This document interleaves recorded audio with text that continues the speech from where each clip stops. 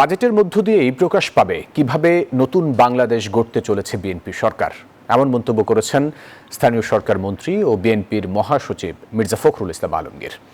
সোমবার রাতে রাজধানীর বাসাবোতে শহীদ রাষ্ট্রপতি জিয়াউর রহমানের ৪৫তম মৃত্যুবার্ষিকী উপলক্ষে বিশেষ প্রার্থনা ও আলোচনা সভায় তিনি এই মন্তব্য করেন। মির্জা ফখরুল বলেন, জিয়াউর রহমান ছিলেন এদেশের একজন ক্ষণজন্মা ও সম্ভাবনাময় রাষ্ট্রনায়ক।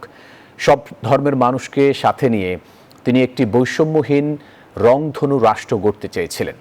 এ সময় একটি বিশেষ গোষ্ঠীর সমালোচনা করে স্থানীয় সরকার মন্ত্রী অভিযোগ করেন, দেশে একটি চক্র মাথাচাড়া দিয়ে উঠছে যারা ধর্মের দোহাই দিয়ে সমাজে বিভাজন তৈরি করতে চায়।